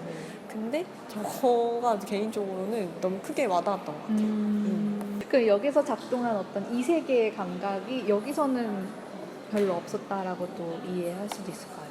그런 것 같아요. 여기는 이 세계가 엄청 작동했고 근데 여기도 근데 저는 그 이 세계를 제가 갈망해서 전시에서 이 세계로 연결될 만한 순간을 찾는 것 같거든요. 그게 뭐 저런 순간인 것 같아요. 이 세계의 문으로 갈 수 있는 여지가 있는 설치나 내용들이. 이게 그렇고 그럼 이렇게 다른 관람자 타인의 어떤 몰입하는 순간은 이 세계로서의 대상이진 않나요? 근데 사실 그것도 이 세계로 작용할 때가 있는 것 같아요. 그래요? 제가 관심 있게 보게 되는 한두 분의 관람객이 생기면 상상하게 되거든요. 어디서 오셨을까? 부터? 그게 저는 이 세계로 가는 차원이라고 생각해요. 그러면 그렇게 이 세계를 느끼실 때 혹은 상상하실 때의 느낌? 감각은 이런 감각인가요? 아니면 이런 감각? 혹은 또 새로운 드로잉이 또 필요하실 수도 있을까요? 그게 좀 어떤 이미지를 갖고 계신가요? 딱 공통의 이미지는 없는 것 같아요. 왜냐면 제가 다 다르게 그리잖아요. 네. 매번 다른 세계로 가는 느낌? 그래서 그 아우라는 매번 다르지만 어쨌든 매번 다른 세계로 연결된다는 점에서 제가 전시장이랑 공간을 좋아하는 것 같아요. 의도되든 의도되지 않았든 어쨌든 사실 다른 세계로 갈 수 있는 여지가 있는 게 저는 전시장이라고 생각하거든요. 네네. 밑에 저렇게 액자가 연결되는 저런 드로잉도 연관이 되어 보이기도 하네요. 아, 네. 근데 그렇게 연결된다라는 느낌을 받으실 때 네. 이 몸에서 느껴지는 감각은 없어요? 이렇게 몸 드로잉 하신 것처럼 그런 감각을 몸 중심으로 이렇게 외부적인 작업이나 어떤 개념적인 드로잉 말고 신체적인 감각으로도 완전 있어요. 있으세요? 근데 되게 평범한 증상이거든요. 네. 전 진짜 심장이 두근거려요. 전 여기가 좀 뭔가 화하거나 스트레스를 받아도 여기가 화하거나 뭔가 여기가 되게 따뜻하거나 아니면 움츠러든다던가 이런 감각이나 이런 감각은 여긴 좀 이완? 여기는 좀 긴장이긴 하지만 다른 방식으로 조금 뭔가 해방시켜준다는 느낌을 받는 것 같아요. 기존의 어떤 심장의 영역 혹은 몸의 영역 외부로 좀 더 넘어서는 맞아요. 느낌인 건가요? 맞아요. 근데 이게 사실 뭐 이런 사람들이 뭐 감정을 느낀다? 근데 그것도 뭐 감정을 느낀다는 너무 과하고 감각이라고 하기에는 이건 또 정서적인 부분이라 네. 감각과 감정 그 사이 아니면 아예 다른 차원인 것 같기도 한 것 같아요. 이제 3부도 이렇게 마무리를 하려고 하는데요. 인터뷰를 해보시니까 어떠세요? 제가 전시를 어떻게 보고 있다는 거를 오랜만에 한번 잠깐 객관적으로 뭔가 생각을 멈추고 제 감상 행위에 집중할 수 있었던 경험 같아요. 그냥 오렌지로 할게요. 오렌지? 네. 좋아요. 평소에 전시를 되게 오래 본다는 얘기를 많이 듣고 가장 기억에 남는 전시를 하나 한번 생각해 주세요. 재작년쯤에 그 아니시카푸어 개인전을 했거든요. 국제 갤러리에서. 우와 하면서 나왔을 때 그 여운이 좀 기억에 남았던 것 같아요. 그때는 오렌지님의 삶에서 어떤 시기였어요? 막 대학에 입학하고서 좀 얼마 안 됐을 때니까는 되게 새로운 경험을 많이 할 때인 것 같아요. 그러니까 새로운 감각으로 많이 채울 때 일단 큰 작업에서 나오는 힘이라든지 아니면 되게 거기서 있는 그 뭔가 되게 신체적이고 끈적끈적한 강함 이런 거를 좋아한다는 것도 별로 몰랐었고 왜냐하면 그 전에는 되게 그런 뭔가 강렬하고 고어적인 거를 막 무서워했어가지고 근데 그런 뭔가 불편한 쾌감을 좋아한다는 것도 조금 그때 처음 알게 된 것도 있고 다시 나가서 여기가 별관인가? 그래서 또 작은 곳에 여기에 엄청 큰 그 왁스 덩어리들이 있었던 것 같아요. 이 전시를 언급한 게 막 이게 엄청 좋은 작업들로 남았다기보다는 되게 뭔가 어떤 충격을 준 느낌이었던 것 같아요. 지금 다시 생각해봐요.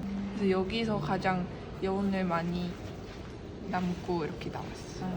되게 큰 엄청 웅장한 영화가 막 이렇게 엄청 때리고 막 이렇게 시각적으로 때린 다음에 확 끝난 그런 느낌. 그러면 그 떨떠름하다라는 거는 좀 굉장히 강렬한 자극이 왔는데 그게 미처 해소되거나 소화되기도 전에 전시실을 전시실을 나오게 된 된 그런 느낌. 벙진 네. 느낌 같은 건가요? 네. 그 경험이 지금 다시 소환된 이유는 뭘까요?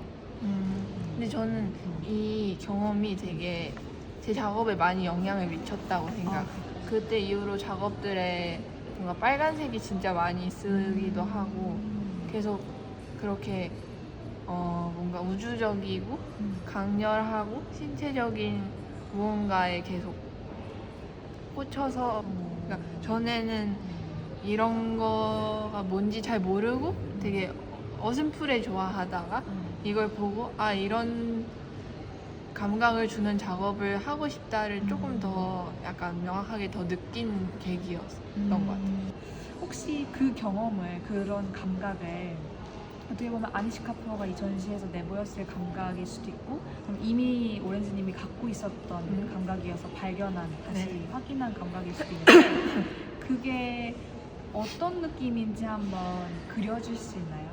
약간 여기서 작아지면서 약간 파스스 뭔가 뜨거워지면서 파스스 된 그런 느낌이었어요. 저는 주로 그런 느낌을 되게 이 상체 쪽에서 많이 받아요. 심장. 그럼 저런 감각을 다른 작업에서도 혹은 일상에서도 느껴본 적 있으세요? 제가 좋아하는 영화 볼 때 코스믹 호러류 단순하고 우주적인 살짝 그런 이미지면서 그 심리적인 어떤 그런 게 좀 섞여 있는. 최근에 이우환 시집을 좀 봤는데 긴자 거리에 앉아 있는데 갑자기 이게 다 없어지고 사막으로 돼버릴 것 같은 느낌을 받았다는 그런, 아니면 막 약간 미세한 순간을 되게 길게 길고 고요하게 묘사한 그런 식으로 뭔가 제가 느끼는 이 감각이 뭔가 보이는 것 같은 그런 글? 예술을 매개로 한 경험 말고 정말 일상에서는 저런 감각을 느껴본 적은 없어요? 별 어떤 계기가 있지 않아요. 그냥 갑자기 이렇게 걷거나 그냥 있을 때 뭔가 다 거짓말 같을 때가 좀 있어요. 그럴 때 좀 느껴지는 것 같아요. 그리고 약간 사람을 볼 때 많이 느껴요. 혹시 그런 자기의 감각과 자기 인식을 한번 좀 그려봐 주실 수 있나요? 뭔가 살덩이 같은 도상에 이렇게 눈이 달려서 이게 살짝 비워져 있는? 눈 뒤에가 이렇게 뚫려 있는 것 같은데 이게 뭔지 모르겠는? 뭔가 이렇게 비워져 있는 느낌이 많이 들어요. 평소에는 조금 덜 뜨거운데 접하면 뜨거워진다고. 뜨거워지는. 네, 지금 생각해보면 그런 것 같아요. 이렇게 삶과 작품이 뭔가 이렇게 따로따로 있어서 어느 시점에 만나고 이거보다는 그냥 이미 다 뭔가 합쳐져 있는데 그게 합쳐진 장소가 왠지 오렌지님의 몸인 것 같아서 일단 1부 인터뷰는 이 정도인데요. 네. 뭔가 언어와 비언어가 이런 관람의 경험에는 정말 즉각적으로 발생하기도 하고 아니면 지연된 작용으로서 나중에 더 떠오르기도 하잖아요. 그리고 그게 자신의 어떤 관심사를 더 견고하게 구축해내게 되기도 하고 그런 관점에서 한번 살펴보시고 오렌지님은 이 전시에서 어떤 말을 이렇게 꺼내고 싶은지를 한번 3부에서 나눠볼게요.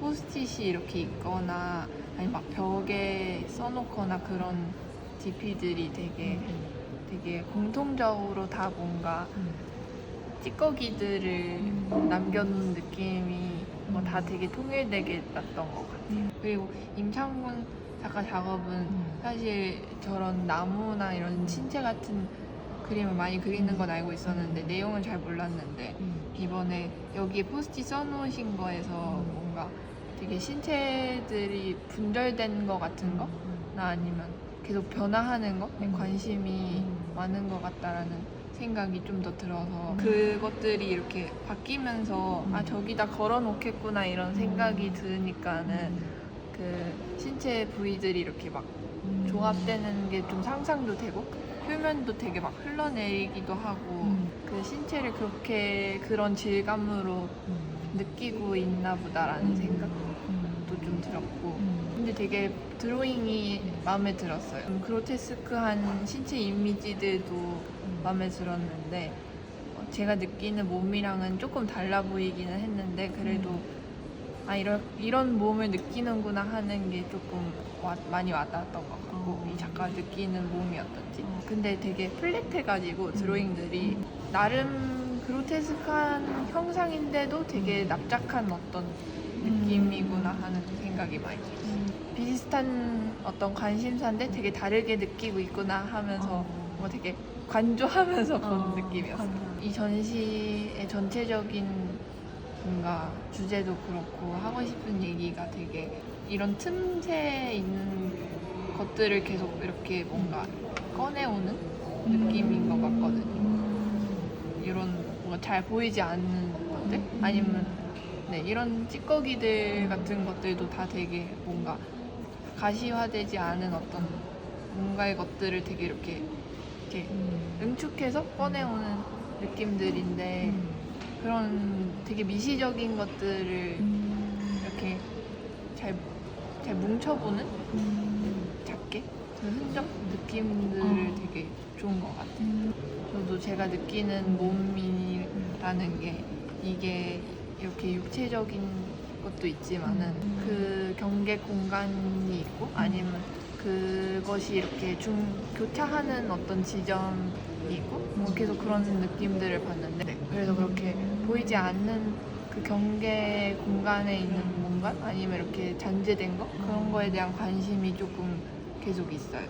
여기서는 어떤 전시나 관람 경험의 찌꺼기인 거고 그 이번 학교에 관심이 있었던 게 경계 공간인데 종교에서 그런 틈에 대한 인상을 오렌지님은 좀 더 종교적인 관점에서 성스러운 차원의 어떤 공간에 대한 감각으로 이미지가 자리 잡아 있을 것 같아요. 네.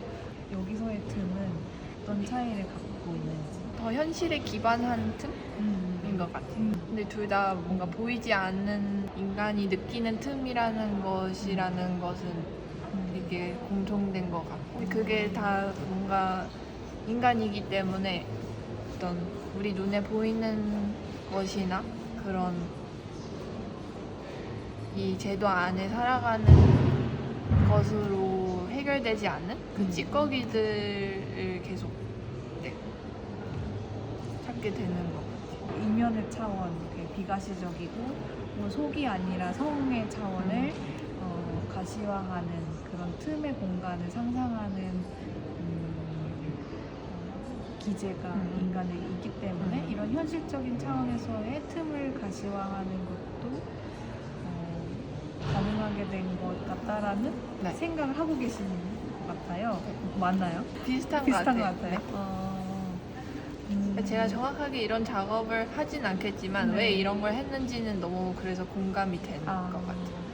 이게 너무 표면적인 것 같다는 생각이 드니까는 계속 안 보이는 뭔가를 꺼내서 이렇게 해보려는 거잖아요. 그렇죠. 근데 그러니까 사람이니까는 이렇게 보이는 것만으로는 뭔가 성에 안 차는 것 같은 걸 계속 받으니까는 이 인터뷰를 한 분 한 분 하다 보면 저는 되게 얻는 게 많은 게 이 전시를 본 관점들을 하나씩 또 얻게 되는 거라서 이게 이런 전시구나라는 거를 참여한 사람으로서도 잘 몰랐던 걸 더 이해하게 되는 것 같아요. 혹시 이 전시에 대해서 또 더 얘기하고 싶은 게 있으실까요?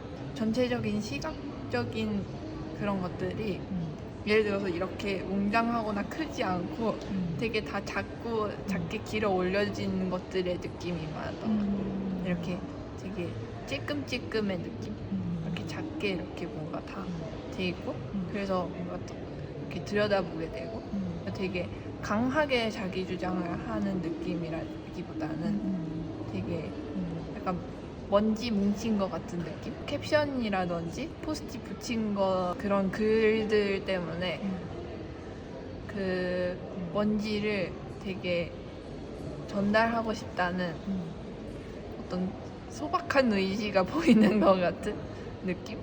오렌지님이 얘기해주신 이 틈이라는 것은 되게 차원을 넘나드는 어떤 개념이나 역동적인 움직임처럼 느껴지거든요. 그런 점에서 되게 어떻게 보면 스케일이 크고 스펙타클한 감각을 야기하는 상태 같아요. 그리고 이 전시장에서의 틈이 아무리 현실적인 걸 다룰지언정 틈이라는 개념 안에 있을 때는 그 얘기를 전 오렌지님이 해주신 것 같다는 생각을 했어요. 그런데 개별적으로 그 틈을 내비치는 메시지들, 메모장 이런 걸 봤을 때는 작은 먼지 같고 뭔가 소박한 의지들 같다라고 해주셨잖아요. 그래서 뭔가 그 차원은 굉장히 되게 단순한 상태로 비춰지는데 거기서 이제 이 전체적인 틈이라는 개념, 거대한 개념 혹은 초월적인 개념으로 이행하고 상상되는 것은 어떻게 가능할까요? 어떤 식으로 거기로 넘어가게 된 것 같으세요? 오렌지님의 감상은? 뭔가 이런 질문을 되게 종종 받는 것 같은데 저도 왜 이게 잘 이렇게 왔다 갔다 하는지 사실 잘 모르거든요. 저는 어떤 생각이 들었냐면요. 아니시 카푸어 전시나 다른 이완 작가님의 시나 그런 것들을 보면서 경외의 감각을 느끼셨다고 했는데 그게 일상의 예술적인 매체 없이도 종종 느끼는 이유는 그 오렌지님의 주체성이나 아니면 신체적인 반응이나 아니면 여러 가지 그 몸 안에 그런 속성이 내재되어 있기 때문이다라는 얘기를 아까 했었잖아요. 근데 그거와 마찬가지인 얘기처럼 저는 들렸던 것 같아요. 넓은 차원에서의 혹은 종교적인 차원에서의 틈에 대한 관심이 깊게 있었고 그래서 그렇기 때문에 그 정도의 차원이 아니라 되게 개별적인 하나하나는 먼지와 같고 작은 소박한 의도들 같지만 그걸 종합했을 때 그 큰 틈에 대한 얘기들로 넘어갈 수 있게 되는 기제가 오렌지님 안에 있다. 그렇게 이해를 하게 된 것 같아요. 맞는 것 같아요. 그리고 뭔가 비슷할 수 있는 게 이게 어떤 약간의 반감인 것 같아요. 뭔가 보이는 거 이면에 뭐가 더 있다는 걸 자꾸 느끼는데 얘도 제가 아까 자꾸 현실이 거짓말 같을 때가 많다 했잖아요. 근데 이게 되게 현실이 납작하게 뭔가 있는 것 같은 느낌이거든요. 그러니까는 뭔가 더 이렇게 이 밑에 찌글찌글하게 뭔가가 더 느껴지는데 이게 그냥 이렇게 살아가기 위해서 이렇게 뭔가 플랫하게 자꾸 비춰지니까는 그 안에 있는 것을 자꾸 이렇게 이 넘어 있는 게 뭐지라고 자꾸 고민하게 되는 그런 거라고 생각을 하는데 근데 그러면은 이거는 어떤 이렇게 표면적으로 사는 것에 대한 어떤 반감이 어느 정도 조금 있다고 생각이 들거든요. 근데 오늘 본 작업들도 대체로 그런 반감들이 다 있어 보여요. 그 빨간색 영상에서라든지 아니면 그 이렇게 그 이 영화관에서 감상하는 이 작업이라든지 마지막 작업이라든지 다 어떤 그런 그냥 되게 현실적으로 평탄하게 납작하게 사는 것에 대한 반감이라고 해야 되나? 그 반감이 크진 않은데 이렇게 좀 잔잔하게 노이즈처럼 있는 거. 그러면 나는 슬슬 시작을 해보겠습니다. 별명 슈퍼 이끌림이요. 시작은 일단 말하는 머리들 얘기를 해보겠습니다. 이틀에 걸쳐서 전시를 네, 굉장히 네. 세세하게 보셨는데요.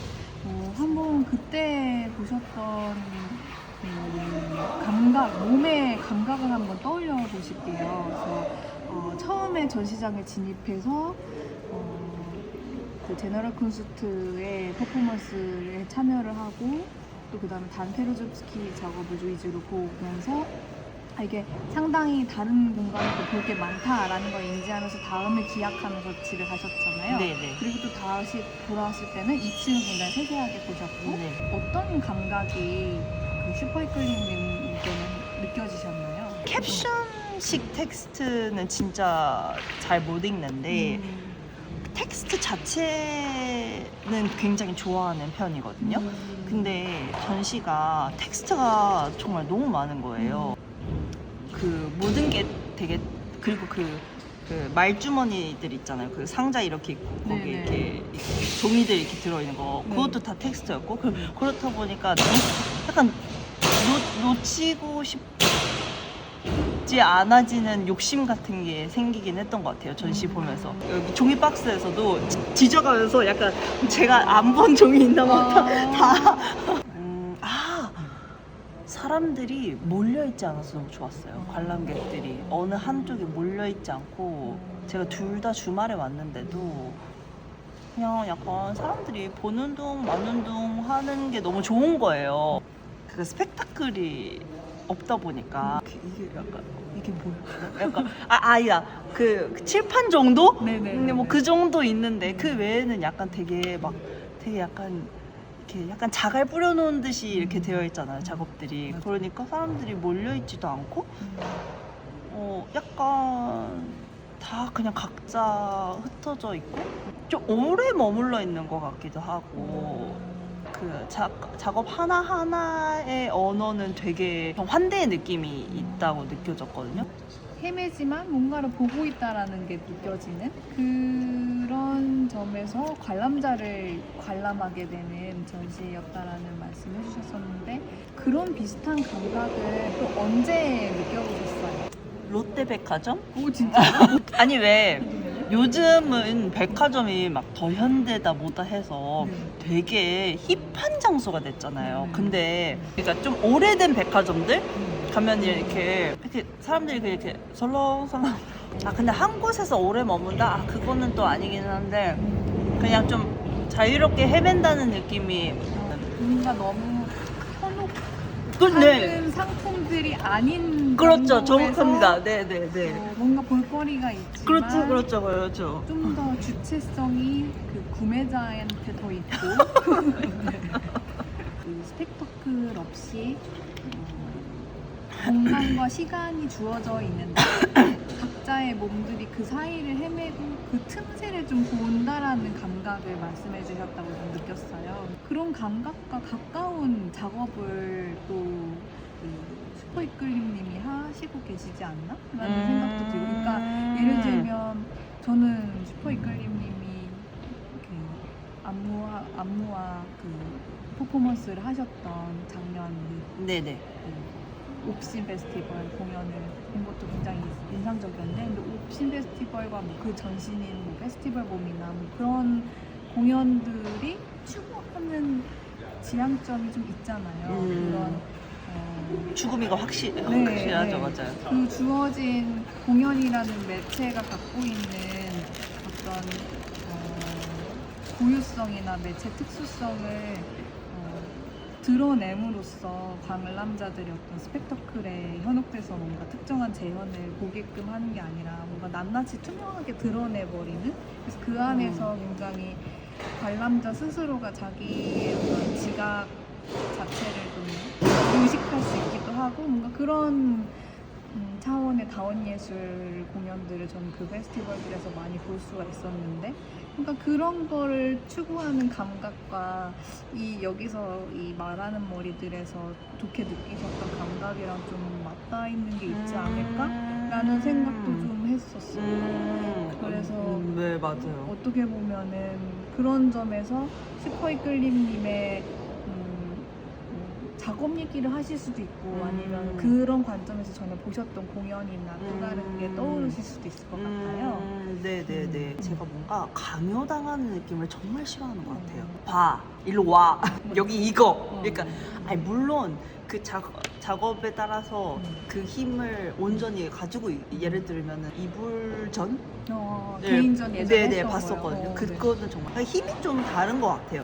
우리가 준비한 건 이런 건데 보셔도 되고 안 보셔도 되고 그런 그 뉘앙스 초대가 전 너무 좋은 것 같아요. 고정되지 않고 좀 더 자유계기적인 그런 관람 경험으로서 인상적인 어떤 작품이 뭔가 있으세요? 미술 아카이브 네네 거기서 봤던 퍼포먼스인데 트랜스젠더 시간 지도의 전시의 연계 렉처 퍼포먼스였거든요. 이게 되게 이상한 거예요. 왜냐면 뭔가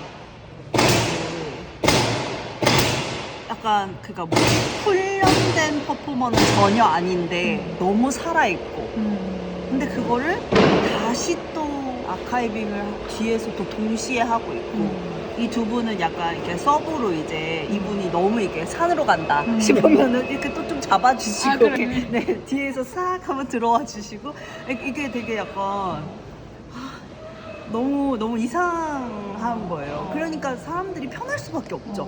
왜냐면 이게 다 내가 여기서 어떤 이런 단어를 듣고 어떤 특정 반응을 하면 안 되는구나라는 긴장감이 없어지니까 그냥 웃고 또 좀 막 찡그리기도 했다가 약간 이번 전시 생각도 나고 마테 스팽베르크라는 안무가의 작업을 사실 굉장히 우연히 봤어요. 효창공 가족공원이라고 하시죠. 그냥 공원을 갔어요. 저기서 이상한 두 사람이 이렇게 이러고 춤추고 있는 거예요. 그래서 저게 뭐야? 막 이러면서 20년이다. 한참 그 코로나 막 풀린가 막 그럴 땐가? 이게 뭐지 하는 그 감각이 어떤 고유한 느낌으로 다가오는지 혹시 좀 그려봐 주실 수 있나요? 이게 뭐지에 되게 많은 게 함축되어 있는 것 같아요. 그냥 본능적으로 궁금해. 근데 본능적으로 거부도하고 있어. 약간 뒤집혀진 아트가 아닌가. 처음에는 저게 뭐야. 근데 개 중에 몇 개는 이게 뭐지로 바뀌게 되기도 하고.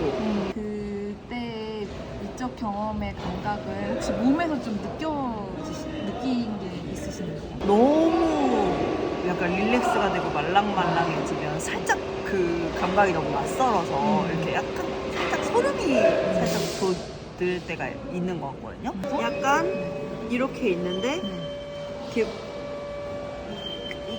이 소름이 허걱은 아니에요. 네. 그러니까 헉 이건 아닌데 그 약간 너무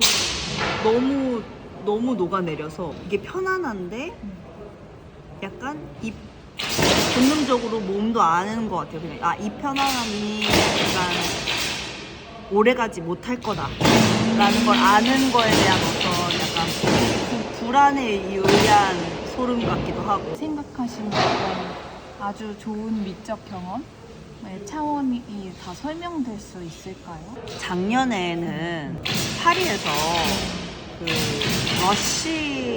러쉬라는 작업을 봤는데 메테 잉바르첸의 그 여자 솔로 무용수는 지금까지 같이 거의 20년 넘게 협업을 하면서 작업했던 그 과정들이랑 파편들을 약간 이렇게 다 나열해서 이렇게 원맨쇼로 하는 이제 그런 작업이었는데 그 진짜 작업이 너무 좋으니까 사실 또 너무 좋으니까 또 보는 거예요. 보고 있을 때는 되게 좋았거든요.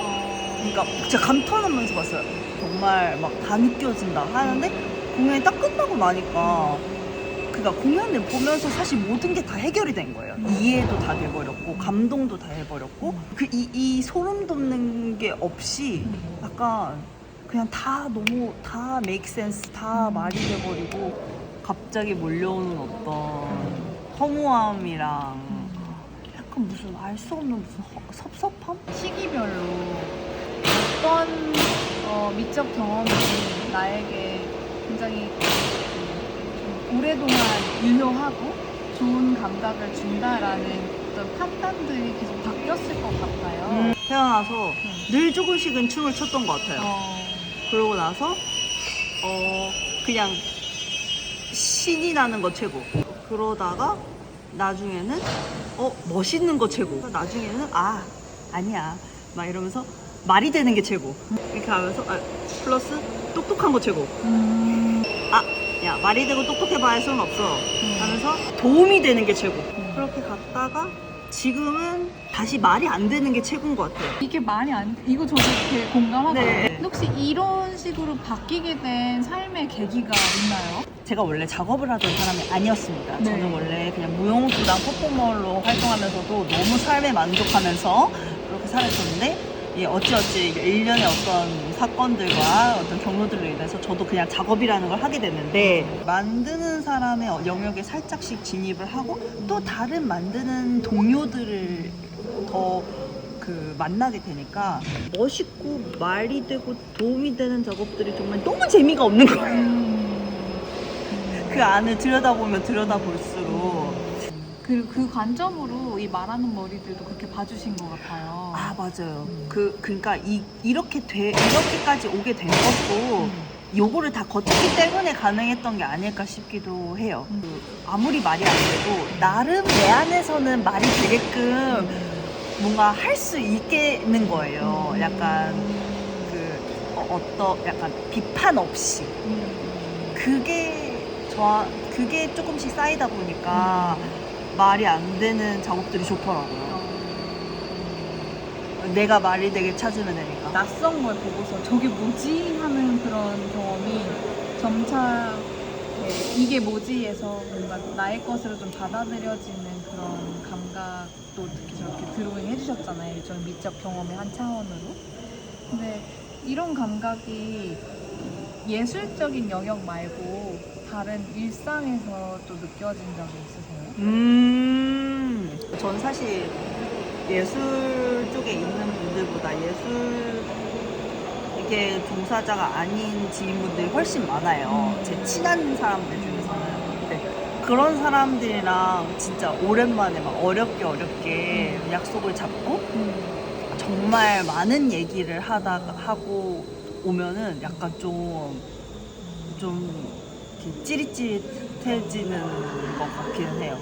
그 다른 분야의 일을 하지만 그런 친밀함의 정도는 굉장히 깊은 네네네. 친구들이랑 얘기를 네네네. 하실 때 찌릿찌릿함을 느끼셨다고 하셨는데 그 과정에 이런 게 있나요? 약간 좀 나랑 다른 저게 뭐지 이게 뭐지 해서 점점 그런 차원이 있는 그렇죠. 건가요? 이게 다 너무 다른 사람들인데 지금 매번 만날 때마다 이렇게 다른데 아직까지도 이렇게 친하고 더 친해지는 것과 좀 신기하기도 하고. 그럼 그렇게 찌릿해질 때 감각도 한번 그려주실 수 있나요? 말을 하도 많이 해서 목이 아파. 목과 이 배와 네. 가슴까지 다 아프고. 네. 근데 뭔가 머리는 엄청 이렇게 맑아진 느낌? 그리고 약간 손발이 엄청 따뜻해져요. 인터뷰는 이 정도로 네. 마무리하면 좋을 것 같아요. 이제 마지막으로 소감 한 말씀. 저는 완전 전시 얘기만 하는 줄 알고 이 전시 맞아요. 얘기만 하는 줄 네네. 알고 근데 약간 되게 나로 범벅이 된 거여서 약간 마음의 준비를 그쪽 다른 방향으로 하고 왔어서 그런가 봐요. 네네네. 근데 많이 저도 좀 발견하게 된 것들이 많기도 하고. 네.